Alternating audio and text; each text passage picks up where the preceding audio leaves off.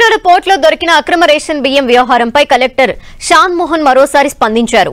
Ship ని seize చేయడం కుదరదని పరోక్షంగా చెప్పారు కలెక్టర్. గత నెల 29న సీజ్ ద షిప్ అని డిప్యూటీ సీఎం పవన్ ఆదేశాలు జారీ చేశారు. అయితే ప్రస్తుతం ఆ షిప్ లో ఉన్న రేషన్ బియ్యం కిందకి దింపిన తర్వాతే షిప్ పై నిర్ణయం తీసుకుంటామని కలెక్టర్ తెలిపారు. స్టెల్లా ఎల్ పనామా షిప్ లో దాదాపు 12 శాంపిల్ సేకరించామన్నారు. షిప్ లో 1320 టన్నుల రేషన్ బియ్యం ఉన్నట్టు తేలిందని చెప్పారు. అయితే రేషన్ బియ్యం ఏ రైస్ మిల్ నుంచి వచ్చాయో తేలాలని కలెక్టర్ తెలిపారు.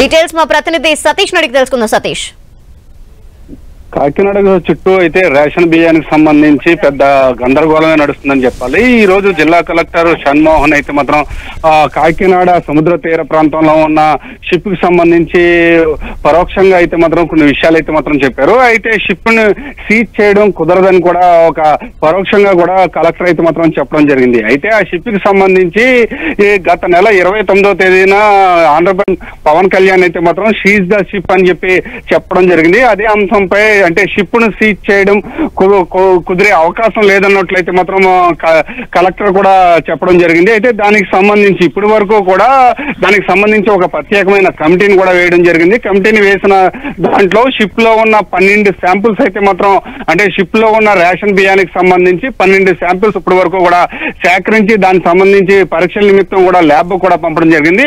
అందులో అంటే కేవలం 1320 టన్నుల రేషన్ బియ్యాన్ని అయితే ఉన్నట్లయితే మాత్రం గుర్తించినట్లయితే మాత్రం ఒక క్లారిటీ కూడా ఇచ్చారు. దానికి సంబంధించి షిప్ లో ఉన్న రేషన్ బియ్యాన్ని అయితే మాత్రం అన్లోడ్ చేసిన తర్వాత ఆ షిప్ పై సీజ్ చేయాలా లేదా అనే అంశంపై ఒక నిర్ణయం అయితే మాత్రం తీసుకుంటామని చెప్పి జిల్లా కలెక్టర్ కూడా చెప్పడం జరిగింది. అయితే దీనికి సంబంధించి పూర్తి స్థాయిలో అంటే ఈ 1320 టన్నుల ఈ రేషన్ బియ్యం ఏ ఎక్స్పోర్ట్ నుంచి వచ్చింది, ఆ ఎక్స్పోర్ట్ కి సంబంధించి వివరాలు అయితే సేకరించే పనిలో కూడా ఉన్నామని కూడా చెప్పారు. అయితే దీనికి సంబంధించి సత్యబాలాజీ ఎక్స్పోర్ట్ ద్వారా వచ్చినట్లయితే మాత్రం కొంతవరకు కూడా ఆధారాలు కూడా గుర్తించామన్నట్లు కూడా కలెక్టర్ కూడా తెలపడం జరిగిందని కూడా మనం చెప్పుకోవచ్చు.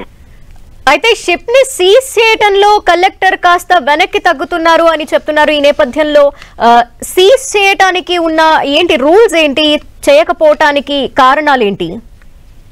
అయితే ఇప్పుడు కాకినాడ సముద్ర తీర ప్రాంతంలో ఉన్న షిప్ కు సంబంధించి దాన్ని సీజ్ చేసే అధికారం అయితే మాత్రం పూర్తి స్థాయిలో అంటే ఇటు కస్టమ్స్ అధికారులకు అయితే మాత్రం ఉండే అవకాశం అయితే మాత్రం ఉంది.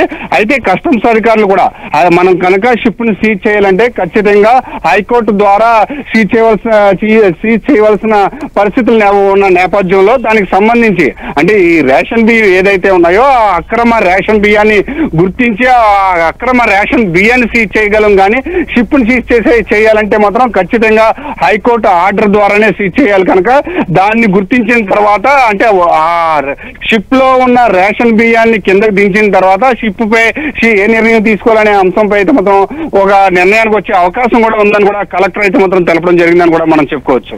Okay, thank you Satish.